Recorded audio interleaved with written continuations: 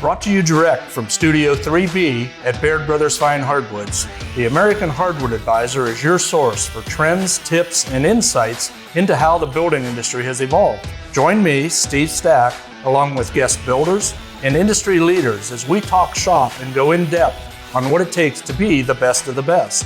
Dive into topics like architecture, industry trends, project plans, historical tools, tricks of the trade, and life's lessons from more than 6 decades of experience in the hardwood lumber business. Hey folks, Steve Stack, Baird Brothers Fine Hardwoods. Another little edition of American Hardwood Advisor coming to you today from the Mahoning County Fairgrounds, Canfield, Ohio, just about 3-4 miles from our studios. I'm joined by Mr. Craig Myers of Myers Equipment, one of the board of directors here at the fairgrounds. Craig, welcome. Steve, great to be here. Good to see you. Great to be here. You're holding up, man. Yes. You don't absolutely. have no sweat coming off of Nope, you yet? Nope, not yet. Not yet. Got a great group of volunteers that come out and help us put this show together every year. And believe it or not, every year it gets a little more fun. It really does. Well, I've had a chance just being here this morning, walking the midways and seeing things happening. And you mentioned volunteers. Any number on the number of volunteers? I mean, you've got so much. We probably would be in excess when you take in all the organizations and all the activity that takes place behind the scenes. We're probably well over 2,500 volunteers that just show up. They come out of the closet, they come out of the woodwork, they come out of everywhere, come to the Canfield Fair every year, Wednesday through Labor Day, and they do the same thing they've done for the last 176 years. Right. You know, and their forefathers before, and put on a great show, you know. It is, and it's the tradition, it's the community involvement. It is. Speaking for the Bairds, I know the involvement there. I remember when I was 10 years old, standing down at the Hay and Grain building, selling little cutting boards out at the Baird Brothers stand, and I wasn't thinking about that until earlier this week, and I said, my Lord, this is over 50 years I've been up at this fairgrounds. And then with my folks, I mean, I was here getting pushed around. Yeah, forever. Yeah. Well, I've got just a few more years than you do, but not too many more, by the way. But, you know, I grew up here. Yeah. I come out and we slept in campers, we slept in an old truck, we slept in buses, we slept in whatever we could. Just don't dare go home, you know. We might miss something. Yeah, and in your case, with the Myers family, how many generations are you now? I'm third generation. My children would be fourth, and my grandchildren are now fifth generation. Right. Sleeping at the fairgrounds. Been to the fairgrounds, yeah. Camping and being here just because if we're not here, we're going to miss it. Up here at the top of Machinery Row, right? Yeah, exactly. Right across from the fountain. Right. And I don't ever remember not being there, but they say before that, we was up next to the commercial building. And when we moved to our current location, which is across from the fountain on Machinery Row, that was the most southern exhibit on the entire grounds. Yeah. You know, and now we're closer to the north end of the grounds than we are the south end of the grounds. It's amazing how it's grown and prospered. But again, it's all for the benefit of the community and, you know, the people that come out and support it every year. Well, that's what it comes down to. You can't say enough. That's what it comes down to, you know, and I like to make the comparison, and in this case, it can be 3 entities: Myers Equipment, Baird Brothers Fine Hardwoods, Canfield Fair. Yeah. Right? Yeah, right. In my lifetime, I've seen all 3 change. Right? Yes. There's been change in size, volume, the acreage here at the fair, but one thing has not changed in any of those 3 entities. It's still the philosophy, it's still the tradition, it's still the principle. Correct. Right? Correct. And I know that you have yourself, your children, your grandchildren participated in the 4-H activities here on the grounds with their animals and so forth. And I know the Baird family is the same, and we're just breaking into 4 generations deep over there now. And come the week before Labor Day, it's a week of chaos out at the mill, and it hasn't changed for 52 years. I remember the night before, I can remember Dick and Howdy and Paul up there putting final touches on little displays and trinkets to bring up to the fairgrounds, exactly. before opening, and you know it's coming, 360 days ahead of time, but you wait till the last minute, right?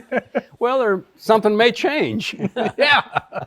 So, but it comes down to, and like yourself, having the privilege of knowing your father, and his participation over the years, and you can go through the board of directors and you see that generational change, transitions, and it's a case of volume changes and the numbers change, but you still have to have that guidance and that principle. Yeah.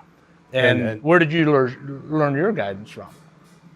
My father and grandfather, right? Generations before us, right? And our board of directors, and we're so fortunate here at the Mahoning County Fair. We have 17 board members that, honest to gosh, they work hard, and the fair is a 6-day fair, and it's a 6-day event, and the community comes out and enjoys it. But if it wasn't for the 17 directors working all year long, planning and putting things together, and gone back and having meetings with their staff and their building superintendents, and right here in the pumpkin barn, if it wasn't for the Ohio Valley pumpkin growers, you wouldn't see what you see here today. It's all the community involvement and support that makes it special. That makes it special. And yes, you have a board of directors and a very diverse, resource-rich group of people. Oh yeah, without a doubt. Right, without a doubt. And then you hand tasks off to each other, and then they go out and they shop these community people and say, "Hey, can you help me out here? Can you help me out we there? need help." Yeah, that's the beauty of it, and that hasn't changed. I can only imagine when it started down on the green. Yeah, before it moved to the south end of town here. Right. And that's what it started out as. It was a group of farmers, people that belong to the agricultural community that wanted an opportunity to get together and showcase their produce and their animals and the finest that they had to offer for the valley. Right. And what brought it together with the urban crowd and the steel mills and the workers was all the food. It's a fair. We still display our agricultural products, but the food and the things that you can come out here and experience are unlike any place else in the carnival land. I've been coming out here 60 plus years, and I was walking right at the intersection of Machinery Row here. Some of the new placards, I think last year you introduced them. Right. And something I found very interesting was you mentioned bringing the urban here, and how many people took trains out of downtown Youngstown, and rode the trains out to a stop out over Mill Creek Bike Path. Yeah, right. And walked. And one of the books that reviews the history of the fair, and it's talking about the first 100 years of the Canfield Fair. The people from Youngstown and the valley came in such huge numbers. They said they were parking cars on top of one another. And the train, they were coming in, unloading people by the masses to come and enjoy the fair. And it's kind of ironic. When they started out, when you came to the fair, you had your suit and your tie and your Sunday best. Yeah. And then it went through a period where the wives didn't come to the fair because it really wasn't a family type atmosphere. There was gambling and drinking and other things that went on. And then it's kind of reverted back to where it's, not quite your Sunday best, but it's certainly a family affair, farm, family, and fun. You want to come out and you want to experience the agricultural life. You want to eat food that you only eat at the fair, and everyone does that. They have their favorite food stand they got to visit every year. And if we dare move it from one location to the other, they're upset because you're breaking tradition. Right. And not that I want to mention one and not 150 other ones, but again, this morning I was walking by, and I pointed out to some of the folks I was with, I says, there's a place that's been here longer than me. And it's Ricky's Hot Dogs down on the corner of Boardman The original, and Austintown, the right? original The original dog. one down there. And that it wouldn't be the Canfield Fair if I didn't get one of the Ricky's Hot Dogs on the stick down there. I mean, it's just been here. Springfield Ruritan French fries, Greenford Ruritan barbecued chicken, Right. You know, the apple cart, Leandrews family, all staples of the fair that's been here, you know, years and years and years. And I think we all have our favorites. You know, on Monday, my wife and I have to eat a certain meal. On Sunday, we eat a certain meal, only because it's tradition, you know. Yeah. And now our kids are doing the same thing. It's great. It's great to see them bring their kids out and start those traditions. So, you know, 4-H being a big part of the fair, townships and municipalities represented in the government building, the arts and crafts building, the commercial building. You know, it goes on and on and on. And then, you know, the open classes with the animals. Yes. The new building, the new Coliseum Exhibition Center, Yes, our event center and exhibition center. You know, there's a ton of stuff happening on these grounds, large capital improvement projects, and a lot of that being sponsored or helped out by members of the community, no? Yes, we've had great community support. Our junior fair program, which is made up of about 1,100 young adults throughout the county. That program has continually grown, and we was outgrowing the current facilities. And we had the idea that we needed to build a new Coliseum and someplace where we could bring the kids together and continue to grow. And we come up with the idea of building an event center. And what started out as a series of different buildings, by the time we were done, come together one building, 35,000 square feet. And it incorporates farm animals, it incorporates all the judging and the show rings for the youth. And then that building is available off season. We've had train shows, toy shows, antique shows, wrestling, Home and garden wedding, shows. home and garden shows. Yes, you know, so that building will be thoroughly enjoyed by the community for many, many years. Long time. And we've had, go ahead, I'm sorry. No, folks, if you haven't been out to the fairgrounds in what, the last two 2 years, right? The building was available 2020 when we had COVID and we had no fair. Right. We still had a junior fair and they enjoyed the building, but last year was our first full year with the fair in the building, and this will be year number 3 actually. So, you know, bless the old Coliseum up at the other end of the grounds. Yes. And how that was taken care of, and it's been spent many an evenings up in the bleachers watching for the beef sale, right? Yes. And that's going to be taking place In the new event center. and that'll be Friday evening. The beef sale will be Friday evening. Thursday evening is the swine sale with chickens, and I think then on Sunday afternoon is a cheese sale for the dairy end of it. So Okay. So a lot of stuff going on, and if you haven't seen this new Coliseum, it's spacious, it's comfortable, it's well lit, it's well ventilated. fully air conditioned, fully Right. heated. It's a year-round event center, and again, it's been a real asset for the kids to. And like you say, it's going to be around for a long time, Yeah. And it's fantastic. There's a ton of stuff going on this week.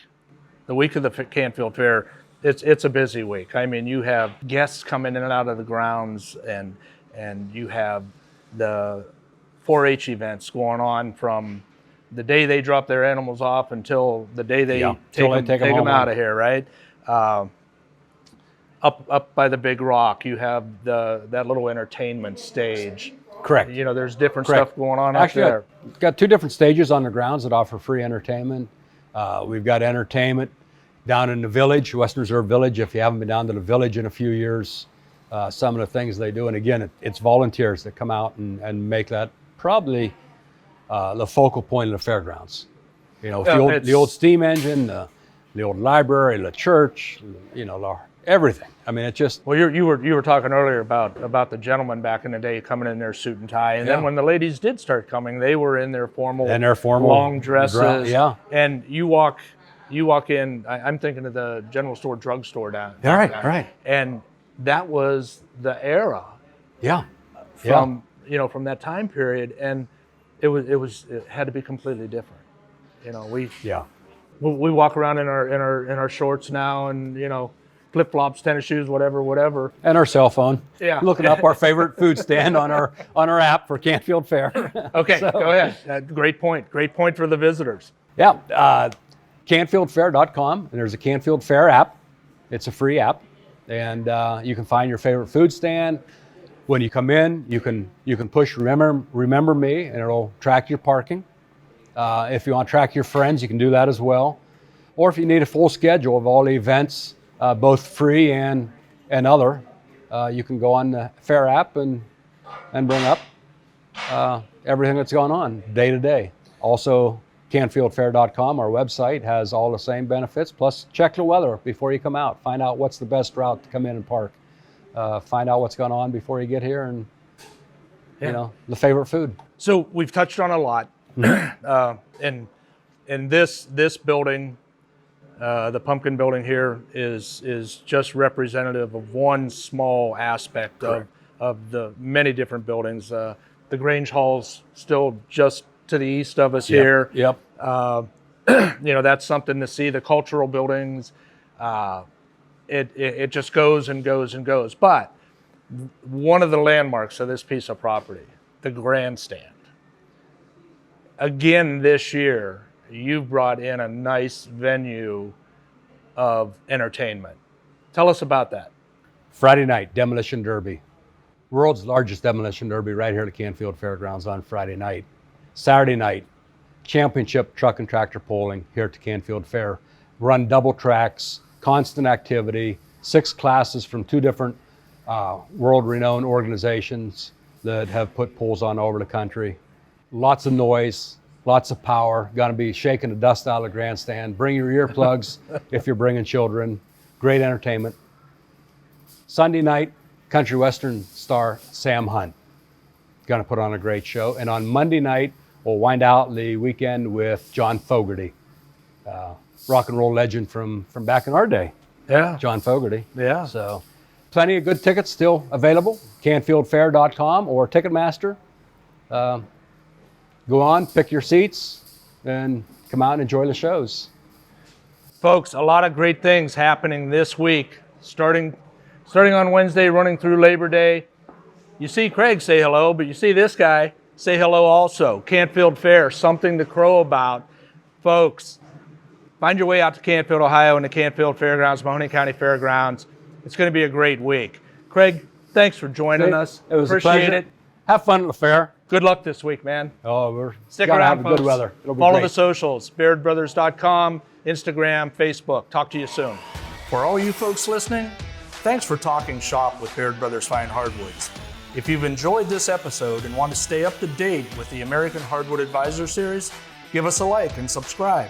For more tips, projects, and inspiration, check us out on Facebook, Instagram, or at BairdBrothers.com. Until next time,